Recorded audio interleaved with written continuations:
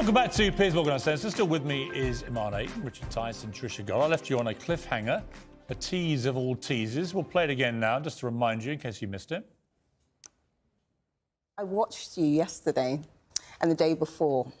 I watched you be gaslit by two ignorant black women. I actually felt quite sorry for you. So I want to say, welcome to the club, Piers Morgan. How does it feel to be gaslit when claiming something is racism? How does it feel? It's annoying, right? It's annoying. Well, Trisha, here's your chance to respond. This was, of course, about our quite fiery debate in which I got very exercised about the fact that Meghan and Harry, for 2 years, led the world to believe that the palace had been racist about the skin colour of their baby. And then they decided to turn around and say, actually, we never meant that at all, which I thought was deplorable. You defended it, and that was Imarn's verdict on your defence. I was basically getting gaslit. What's your response? Not so much the gaslit bit, but I guess Imarn and I would have to agree to disagree. I wouldn't call anybody ignorant just because they don't agree with my point of view.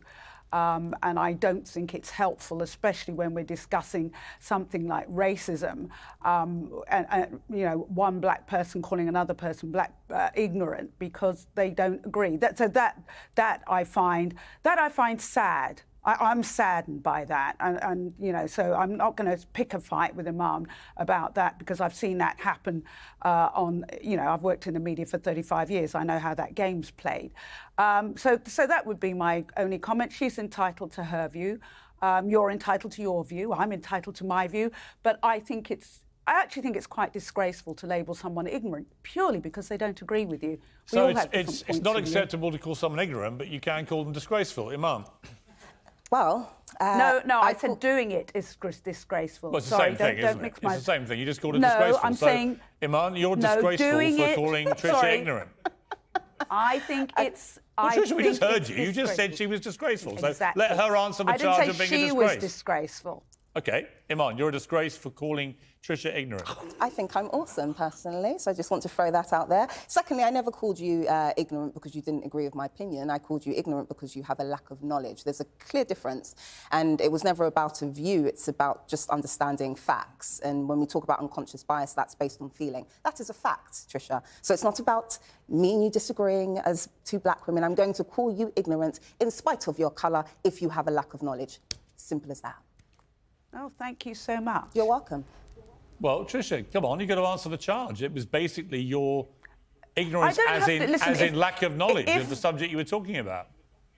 If somebody decides that I'm ignorant, I'm not going to sit here and try to dissuade them otherwise. They've quite clearly made up their minds. If Imarn wants to call me ignorant and thinks of me as ignorant, what have you, fine, go ahead. Trisha, you did a lot of damage that day. You did a lot of damage, and I had to come along and fix it. Just like Harry did a lot of damage, and other people had to come along and fix it. Me, Shola, Kiande, we had to come along and fix your dirty wax. You know what? I don't have time for people like you when you come on national TV spewing garbage. And you're right. I'll actually add to your second point. I don't want to argue, because I'm a bit more...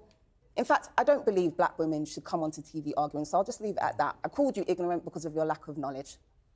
It kind of ends there, basically. I mean, Trisha, what I would say as the token white man in this debate is I would say this about what happened last week. I was surprised, actually, that you, with all your experience of broadcasting and journalism, you're a smart person. Even you, when you heard Harry basically gaslighting the world by saying, it was the media that said that this was racism. We didn't say that. And then you literally watch back exactly what they said to Oprah Winfrey, and they were blatantly accusing a senior member of the royal family of being racist about their unborn child's skin colour.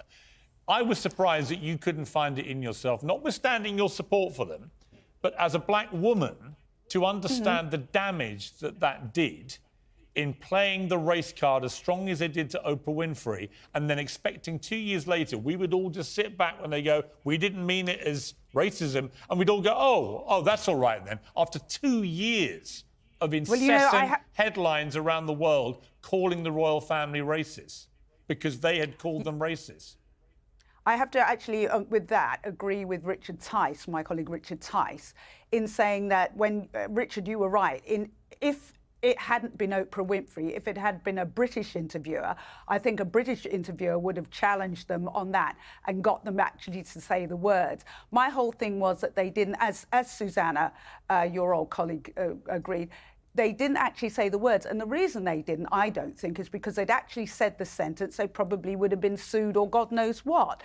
So my whole argument was they didn't actually say the words. But hang on, Tricia, hang on. As I said to you last week, the key line to me, the key line in that whole thing with Oprah was when Oprah did actually follow up with one and said, are you saying that the concern was that if the baby's skin colour was too brown, too dark, that would be a problem? And she said, yes, basically, you may well think that. Pretty safe assumption. That was a direct charge of racism. I would have pushed it further. I would actually asked the question, are you saying that somebody in the royal family is racist? Yeah, but I don't actually, look, I agree, and I would have done, but actually I don't think you needed to. I mean, Richard Tice, putting aside all the what side you're on of this debate, and look, there are lots of people who don't agree with me, I get it.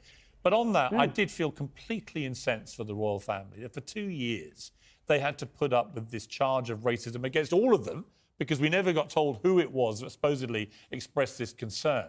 And when you watch back that exchange with Oprah, it was unequivocal. Yeah. When you watched it back, she specifically said that it would be a problem if the baby's skin colour was too dark. Yes, was the basic answer. No one had any doubt, and there hadn't been any doubt all over the world for 2 years until Harry's interview. And in a six-part Netflix series, they never corrected it. And so everyone's left completely gobsmacked. And you're sort of wondering, what's Harry's objective here? The agenda has changed. Sorry to cut you, but the agenda has changed. So that's the point. So did he find himself... Not one word about this in the book. No, exactly. Not one word. It's as though he thought, I've gone too far here. Right. I need to somehow find a way to row back. Or let's just give a distraction and go down another route.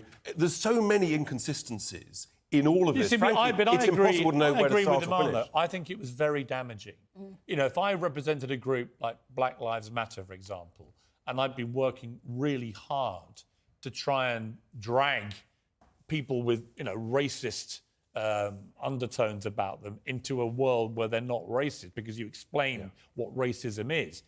To have a member of the royal family and his wife, on two of them, on global television, branding the royal family racist, and then basically saying that's not what we meant.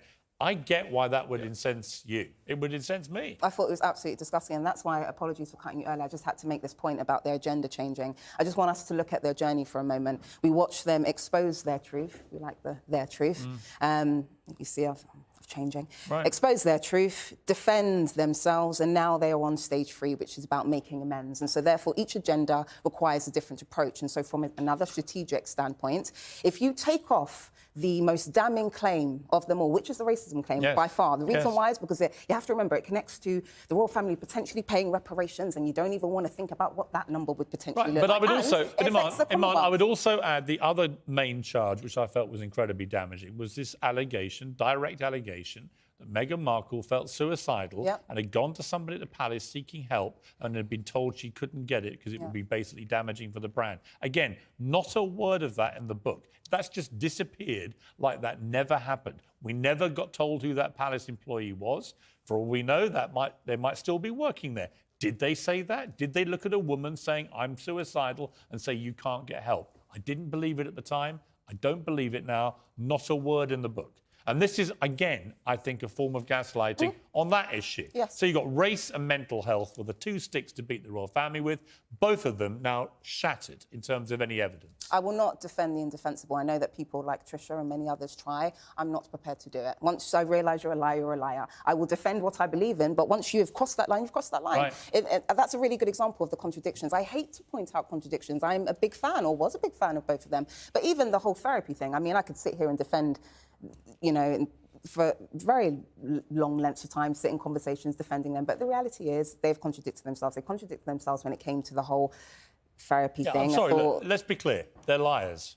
They've contradicted themselves, They are and they liars, have lied. and they have lied on a global stage repeatedly and caused enormous damage. And I said this 2 years ago, nothing has changed my mind. In fact, if anything, the disingenuousness of the race charge being removed, the mental health stuff just disappearing and not being mentioned again, has all just confirmed to me I was right all along. I mean, it's been concreted in stone, this lying, these inconsistencies. And you sort of wonder, where does it go from here? The only upside is that Clarkson's done the royal family a favour. Yeah, and I agree with that point. They have to maintain the moral high ground, say nothing, do nothing, send an invitation, but make sure through the back door they understand they're not to come.